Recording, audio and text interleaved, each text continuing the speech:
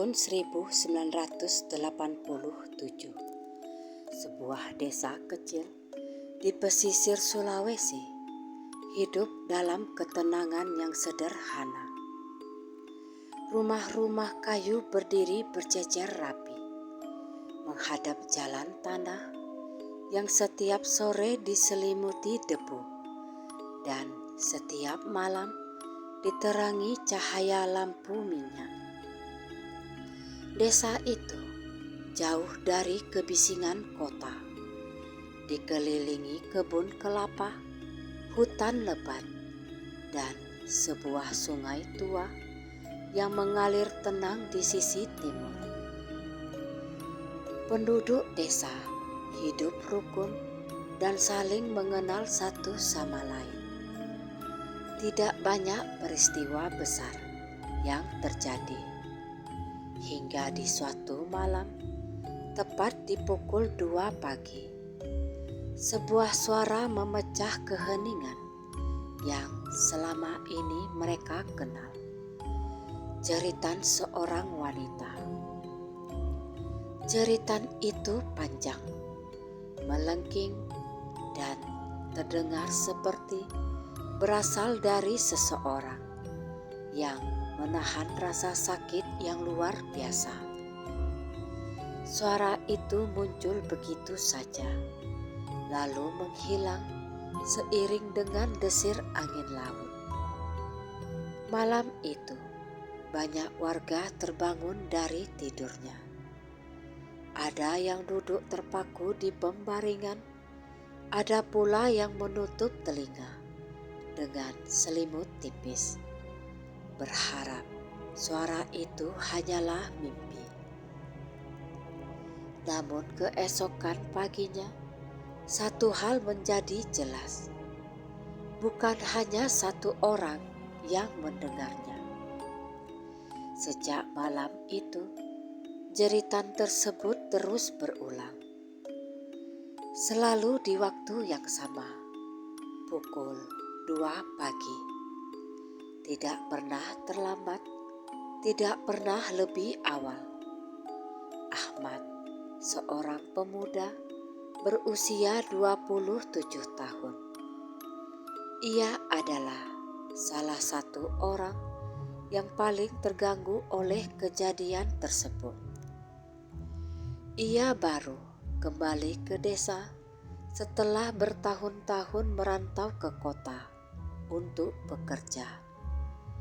Kepulangannya dimaksudkan untuk menemani ibunya yang mulai sakit-sakitan setelah ayahnya meninggal.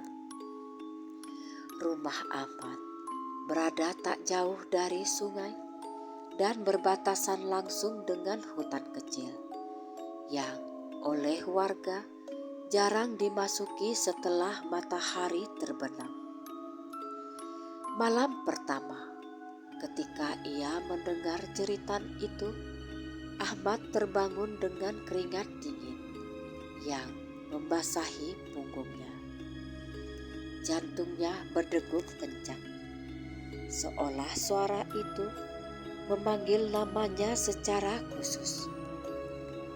Ia bangkit dari tempat tidur dan duduk di tepi ranjang, berusaha menenangkan dirinya. Dari balik jendela, bulan tampak pucat dan redup, tertutup awan tipis yang bergerak perlahan. Desa terlihat sepi, bahkan terlalu sepi untuk sebuah jeritan yang begitu nyata. Keesokan paginya, Ahmad memberanikan diri bertanya kepada tetangganya, "Apakah semalam Anda mendengar sesuatu?" Tanyanya dengan nada hati-hati. Wajah tetangganya berubah pucat. Ia tidak menjawab langsung, hanya mengangguk pelan. Sejak saat itu, pembicaraan tentang jeritan wanita menjadi topik yang tak pernah selesai. Sebagian warga meyakini suara itu berasal dari hutan dekat sungai. Sebagian lain percaya suara itu datang dari arah rumah tua peninggalan Belanda yang sudah lama kosong dan ditelan semak belukar. Rumah tua itu berdiri di ujung desa menghadap sungai. Dindingnya sudah lapuk, jendelanya pecah, dan pintunya menggantung miring. Tidak ada yang berani mendekat, terutama sejak jeritan itu mulai terdengar. Setiap kali pukul 2 pagi tiba, suasana desa berubah mencekam. Anjing-anjing melolong, ayam jantan terbangun, dan berkokok tidak menentu. Angin berhembus lebih dingin dari biasanya, membawa aroma lembab yang menusuk hidung. Ahmad mencoba bersikap rasional. Ia meyakinkan dirinya bahwa suara itu mungkin berasal dari manusia. Mungkin saja ada seseorang yang tersesat di hutan, atau ada kejadian lain yang belum diketahui. Namun, semakin malam berlalu, semakin sulit bagi logika untuk bertahan. Pada malam kelima, Ahmad terbangun beberapa menit sebelum pukul 2. Seolah tubuhnya sudah hafal waktu itu. Ia duduk di ruang tengah, menatap jam dinding yang berdetak perlahan. Jarum panjang bergerak mendekati angka 2. Saat jarum tepat menunjuk angka 12, jeritan itu kembali terdengar. Kali ini lebih dekat. Suara itu terdengar seperti berada tepat di tepi sungai, tak jauh dari rumahnya. Jeritannya penuh kesedihan, bukan kemarahan. Ada rasa kehilangan yang dalam, seperti ratapan seseorang yang tak pernah didengar. Tanpa disadari, tangan Ahmad gemetar. Ia merasa bulu kuduknya berdiri. Ada dorongan kuat dalam dirinya untuk keluar dan mencari sumber suara tersebut, meski rasa takut menahannya. Di rumah-rumah lain, warga desa melakukan hal yang sama. Ada yang berdoa dengan suara lirih. Ada yang memeluk anak-anaknya erat-erat. Dan ada pula yang hanya bisa menunggu hingga suara itu menghilang. Setelah jeritan mereda, desa kembali sunyi. Namun, sunyi yang terasa berat seolah menyimpan rahasia besar. Keesokan harinya, kepala desa mengumpulkan warga di balai kecil yang terbuat dari kayu. Wajah-wajah cemas memenuhi ruangan. Tidak ada yang berani berbicara keras. Suara itu bukan hal biasa, ujar kepala desa akhirnya. Kita harus mencari tahu apa yang sebenarnya terjadi sebelum ketakutan ini merusak kehidupan kita. Sebagian warga menolak, sebagian lagi mendukung. Nama Ahmad disebut-sebut karena ia dikenal berani dan berpikiran terbuka. Ahmad hanya terdiam, merasa beban tanggung jawab perlahan jatuh ke pundaknya. Di dalam hatinya, ia tahu satu hal. Jeritan itu bukan sekedar suara. Ada cerita yang belum selesai, ada jiwa yang terperangkap antara masa lalu dan sekarang, menunggu seseorang untuk mendengarkan. Malam itu, ketika Ahmad kembali ke rumahnya, ia berdiri lama di depan jendela, menatap arah sungai yang gelap. Angin malam berhembus pelan, membawa bisikan halus yang hampir tak terdengar. Pukul 2 pagi semakin dekat, dan Ahmad tahu apapun yang tersembunyi di balik jeritan itu, cepat atau lambat, ia akan menghadapinya. Sejak rapat di balai desa, suasana kampung tidak pernah benar-benar kembali tenang. Siang hari masih berjalan seperti biasa. Warga ke kebun, nelayan ke laut, anak-anak bermain di halaman rumah. Namun, setiap senja tiba, kegelisahan perlahan merayap. Pukul 2 pagi menjadi waktu yang ditakuti sekaligus ditunggu-tunggu. Seolah seluruh desa hidup dalam hitungan jam menuju jeritan itu. Ahmad mulai mempersiapkan diri. Ia tidak gegabah, tetapi tekadnya sudah bulat. Ia merasa jeritan itu bukan ancaman, melainkan panggilan. Panggilan yang entah mengapa terasa lebih kuat kepadanya dibanding warga lainnya.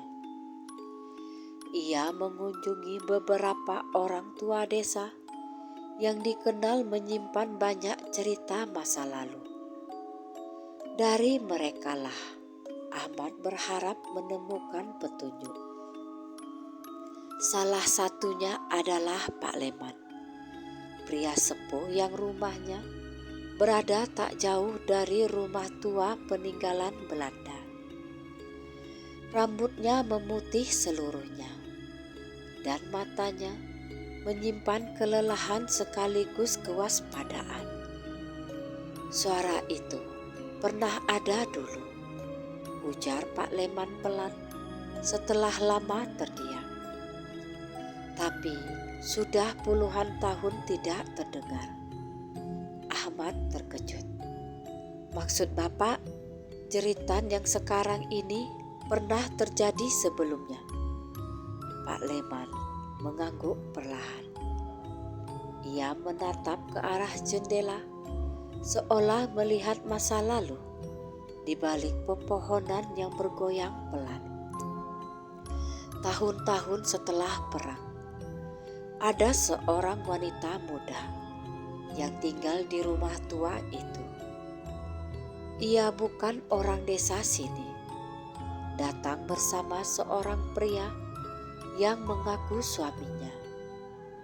Tapi pria itu pergi, dan wanita itu tak pernah ikut pergi. Pak Leman tidak melanjutkan ceritanya. Wajahnya menegang, seperti seseorang yang berusaha menahan kenangan pahit. Ahmad tidak memaksa, tetapi benaknya mulai menyusun kepingan-kepingan cerita yang terputus.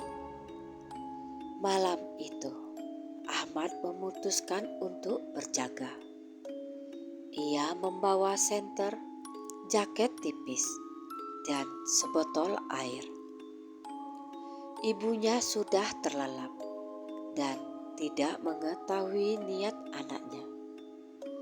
Ahmad sengaja tidak berpamitan, khawatir sang ibu akan melarangnya. Menjelang pukul 2 pagi, Ahmad keluar rumah dengan langkah pelan. Udara terasa lebih dingin dari biasanya. Kabut tipis mulai turun, menyelimuti jalan setapak menuju sungai. Saat jeritan itu terdengar, Ahmad tak lagi terkejut. Namun, rasa takut tetap menggenggam dadanya.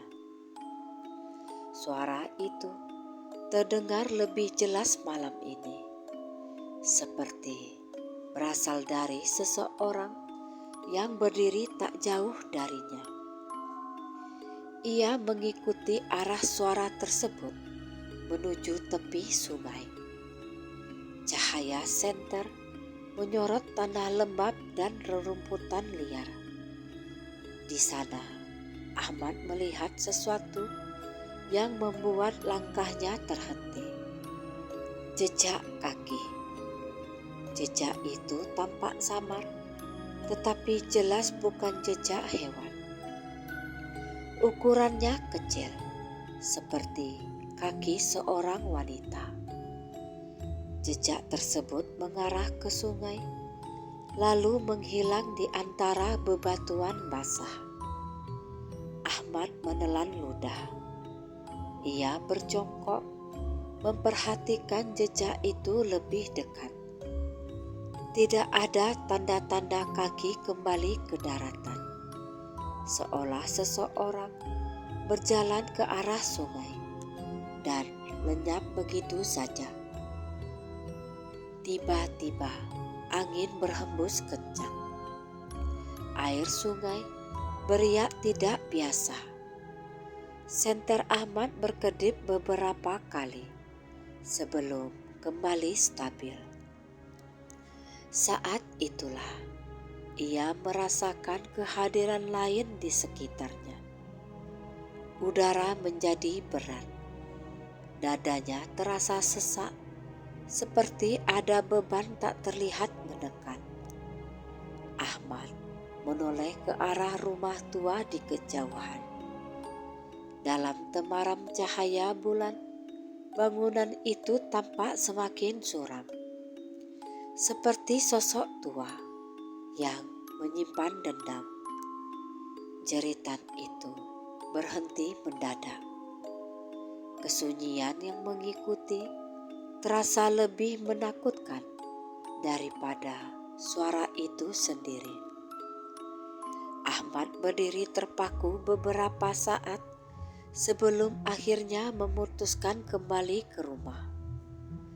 Malam itu, ia tidak menemukan wujud apapun, tetapi jejak di tepi sungai cukup untuk meyakinkannya bahwa jeritan itu bukan khayalan. Keesokan harinya, Ahmad kembali menemui Pak Leman. Kali ini dengan pertanyaan yang lebih tegas. Wanita itu, apa yang sebenarnya terjadi padanya? Tanya Ahmad. Pak Leman menarik napas panjang. Ia menunggu. Jawabnya singkat. Menunggu apa? Menunggu seseorang yang tak pernah kembali dan menunggu keadilan atas rasa sakitnya. Cerita itu menyebar cepat di antara warga. Ketakutan berubah menjadi rasa iba, meski masih bercampur kecemasan. Beberapa warga mulai meletakkan bunga di tepi sungai. Mereka berharap bisa menenangkan roh yang meratap. Namun, jeritan tidak berhenti. Malam demi malam, suara itu semakin menyayat. Tidak lagi hanya terdengar dari kejauhan, tetapi seperti berkeliling desa, singgah di setiap sudut yang sepi. Ahmad mulai bermimpi tentang seorang wanita berbaju putih. Wajahnya cantik, tetapi matanya dipenuhi air mata. Dalam mimpi itu, Ahmad berdiri di bawah pohon besar di dekat sungai. Sosok itu memandang Ahmad dengan tatapan memohon. Ia tidak berkata apa-apa, Tetapi Ahmad tahu wanita itu ingin sesuatu darinya. Pagi hari setelah mimpi itu, Ahmad terbangun dengan satu keyakinan. Ia harus masuk ke rumah tua itu. Apapun yang menunggu di sana, itulah kunci dari misteri jeritan jam 2 pagi. Ia menyampaikan niatnya kepada kepala desa. Meski berat, akhirnya beberapa warga setuju untuk mengizinkannya. Dengan syarat, Ahmad tidak melakukannya sendirian. 2 orang pemuda desa bersedia menemani, meski ketakutan jelas terlihat di wajah mereka. Menjelang sore, mereka berdiri di depan rumah tua itu. Pintu kayu berderit saat didorong. Aroma lembab dan debu menyambut mereka, seolah rumah itu telah lama menahan napas. Di dalam, waktu terasa berhenti. Perabotan tua tertutup sarang laba-laba. Di salah satu sudut ruangan, Ahmad menemukan sesuatu yang membuat jantungnya berdegup kencang. Sebuah kain putih yang sudah menguning terlipat rapi dengan noda gelap yang sulit dikenali. Dan di dinding samar-samar ada goresan seperti tulisan yang hampir pudar. Tulisan itu hanya satu kalimat, "Tolong dengarkan aku." Ahmad menutup mata sejenak. Kini ia yakin jeritan itu bukan sekedar teror. Itu adalah jeritan seseorang yang kisahnya terkubur oleh waktu. Dan ia tahu malam-malam berikutnya akan membawa kebenaran yang jauh lebih menyakitkan, sekaligus menentukan apakah jeritan itu akan terus menggema atau pada akhirnya berhenti untuk selamanya. Sejak memasuki rumah tua itu, pikiran Ahmad tidak pernah benar-benar tenang. Tulisan di dinding terus terbayang di benaknya, seolah kalimat itu diucapkan berulang-ulang di dalam kepalanya. Malam-malamnya dipenuhi mimpi yang semakin jelas, semakin nyata, dan semakin menyayat perasaan. Di dalam mimpinya, wanita berbaju putih itu kini tak lagi diam. Ia mulai berjalan pelan, menyusuri tepi sungai, meninggalkan jejak kaki yang bercahaya samar. Setiap langkahnya diiringi isak tertahan, bukan jeritan, melainkan kesedihan yang terlalu lama dipendam. Ahmad terbangun setiap kali jarum jam mendekati pukul 2 pagi, bahkan sebelum jeritan terdengar. Tubuhnya seolah sudah selaras dengan waktu itu. Ia tahu malam ini akan berbeda. Kepala desa akhirnya memutuskan untuk mengadakan doa bersama di rumah tua tersebut. Bukan untuk mengusir, melainkan untuk mencari ketenangan dan jawaban. Beberapa warga menolak karena takut, tetapi sebagian lain merasa tak ada pilihan selain menghadapi apa yang selama ini dihindari. Sore itu, rumah tua kembali dipenuhi manusia. Lampu minyak dinyalakan di beberapa sudut ruangan, menerangi dinding kusam yang menyimpan sejarah panjang. Ahmad berdiri di dekat jendela, memandang sungai yang mengalir tenang, seolah tak pernah menjadi saksi penderitaan siapapun. Doa pun dimulai. Suara lirih para warga menyatu, menciptakan suasana yang menenangkan. Namun, tepat ketika jam dinding berdetak menuju pukul 2 pagi, udara di dalam rumah langsung berubah. Lampu minyak bergoyang pelan meski tak ada angin. Aroma bunga kamboja tercium samar, bercampur dengan bau tanah basah. Beberapa warga mulai gelisah, namun doa terus dilantunkan. Lalu dari sudut ruangan yang paling gelap, sosok itu pun muncul. Seorang wanita berdiri dengan wajah yang sulit digambarkan. Cantik tetapi pucat. Rambutnya panjang terurai, pakaiannya sederhana dan lusuh.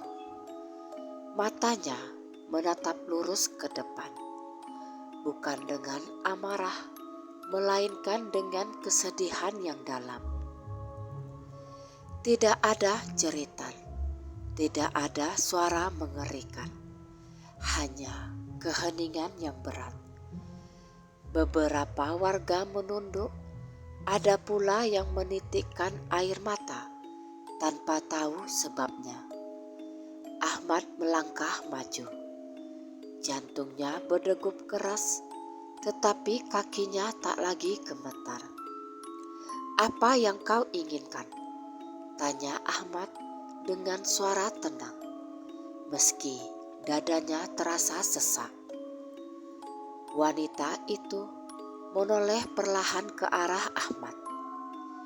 Bibirnya bergerak, dan untuk pertama kalinya suaranya terdengar jelas. Suaranya lembut, nyaris berbisik. "Aku ingin didengar." Dalam sekejap, ruangan seakan berubah. Dinding rumah tua memudar, digantikan oleh gambaran masa lalu. Warga yang hadir menyaksikan kilasan peristiwa yang bukan milik mereka. Wanita itu bernama Lestari. Ia datang ke desa bertahun-tahun lalu bersama seorang pria yang berjanji akan menikahinya. Pria itu meyakinkan Lestari untuk meninggalkan keluarganya, membangun hidup baru di desa yang jauh dari kampung halaman. Awalnya, hari-hari mereka diliputi harapan. Namun, waktu mengubah segalanya. Pria itu mulai sering pergi, meninggalkan Lestari sendirian di rumah tua. Janji-janji berubah menjadi alasan, dan akhirnya menjadi keheningan. Suatu hari, pria itu tak pernah kembali. Lestari menunggu, hari berganti minggu, dan minggu berganti bulan. Ia bertahan dengan harapan yang semakin tipis. Di tengah kesepian, ia menghadapi pandangan sinis warga yang tidak tahu kisah sebenarnya. Rasa malu, sakit hati, dan pengkhianatan menyatu, menekan jiwanya yang rapuh. Pada suatu malam, di jam yang sama, seperti jeritan itu kini terdengar, Lestari berjalan ke tepi sungai. Ia berdiri lama di sana, menatap air yang gelap, lalu menangis tanpa suara. Ia tak ingin mati. Ia hanya ingin rasa sakit itu berhenti. Namun keputusannya malam itu mengikat jiwanya pada tempat tersebut. Rasa penyesalan dan kerinduan menahannya, membuatnya terjebak antara dunia yang telah meninggalkannya dan dunia yang tak pernah benar-benar menerimanya. Kilasan itu menghilang seketika. Rumah tua kembali seperti semula. Sosok Lestari masih berdiri di sana. Air mata mengalir di pipinya. "Jeritanku bukan untuk menakuti," katanya lirih. "Itu caraku bertahan agar tidak dilupakan." Ahmad menundukkan kepala.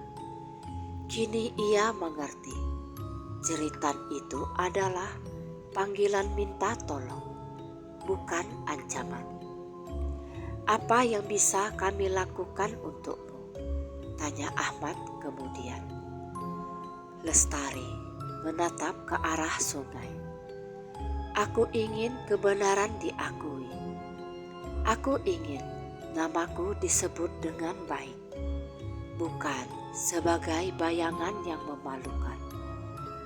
Kepala desa melangkah maju. Dengan suara bergetar, ia berjanji akan menyampaikan kisah Lestari kepada warga, menghapus prasangka dan mendoakan jiwanya dengan tulus. Sosok Lestari tersenyum tipis. Untuk pertama kalinya, wajahnya tampak tenang. Namun, ia belum menghilang. "Malam ini belum selesai," ucapnya pelan. "Masih ada satu hal yang harus dilakukan." Ahmad merasakan hawa dingin menyentuh kulitnya. Ia tahu perjalanan ini belum berakhir. Ada satu ikatan terakhir yang harus dilepaskan agar jeritan jam 2 pagi benar-benar berhenti. Di luar, sungai mengalir lebih deras dari biasanya, seolah menunggu sesuatu yang akan terjadi. Malam itu, tepat di antara doa dan keheningan, Ahmad menyadari bahwa tidak semua roh menginginkan balas dendam. Sebagian hanya ingin dimengerti, didengar, dan diperlakukan dengan layak, meski sudah lama meninggalkan dunia.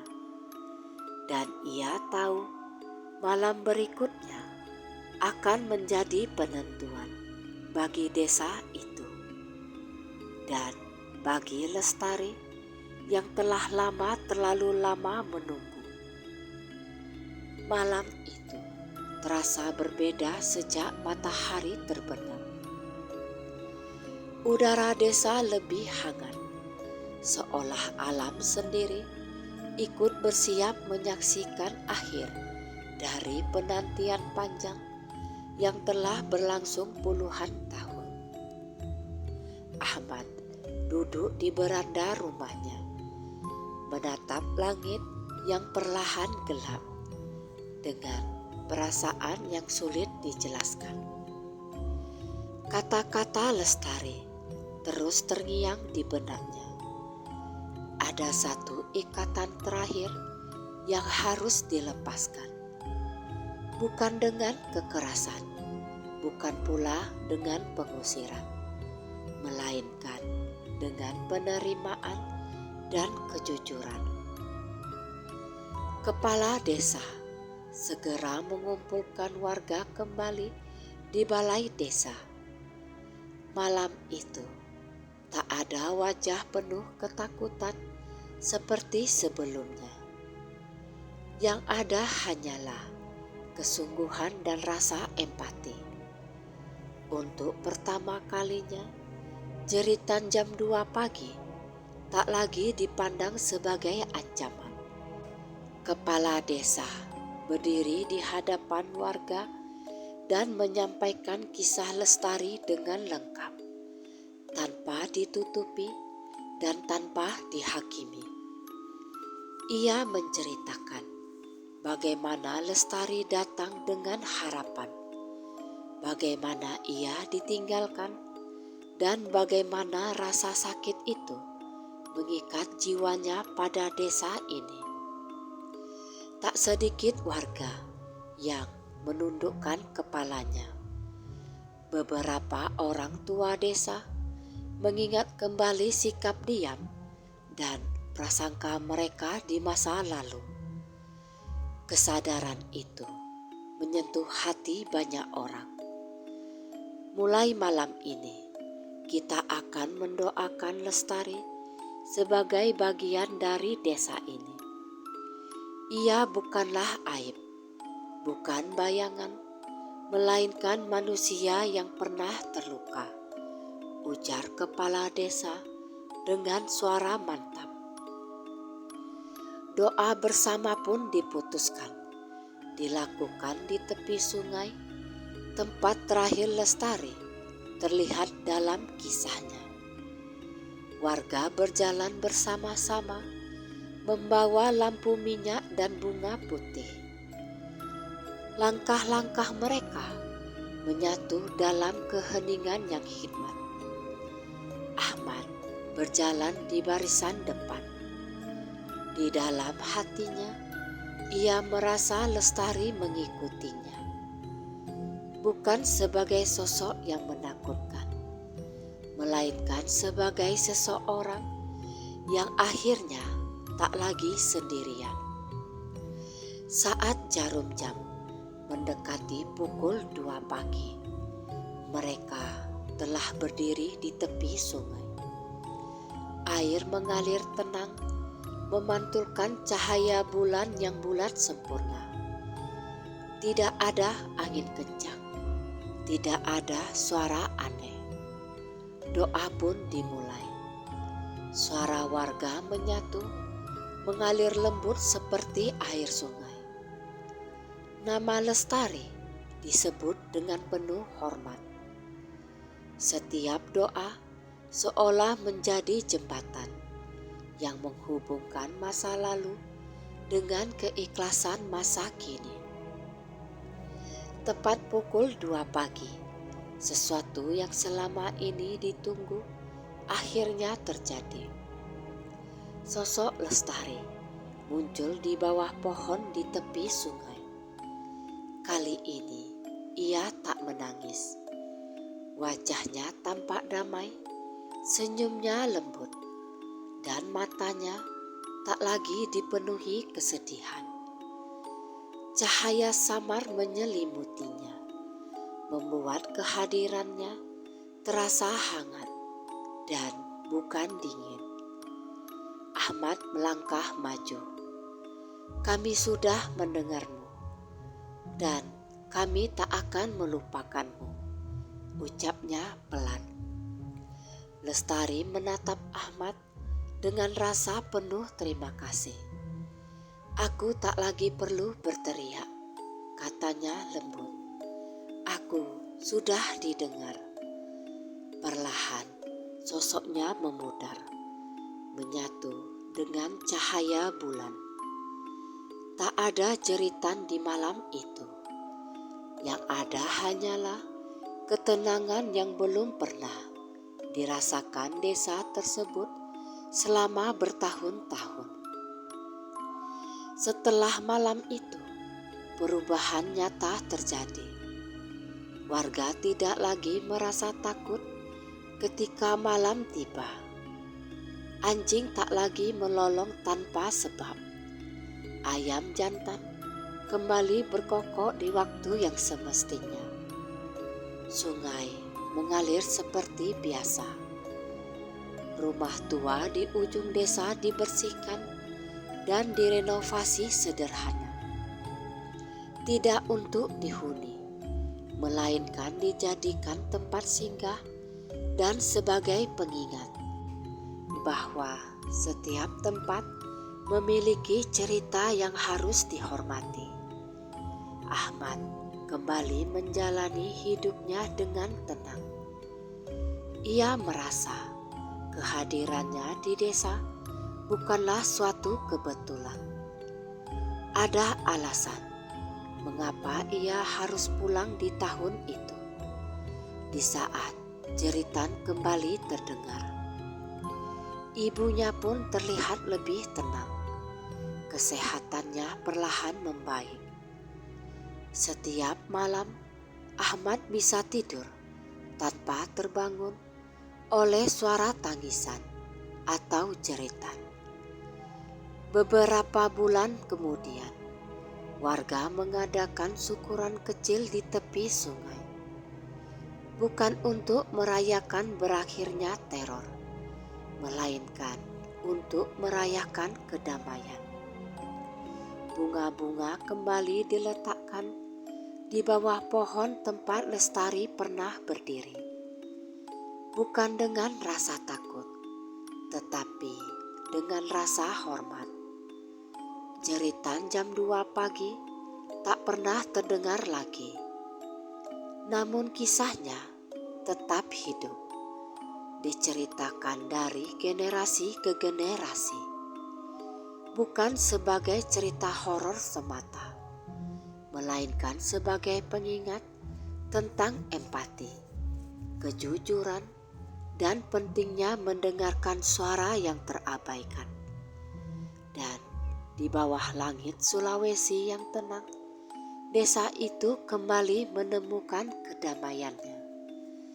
Dan di suatu tempat, jauh dari jeritan dan air mata, jiwa Lestari akhirnya menemukan rumahnya.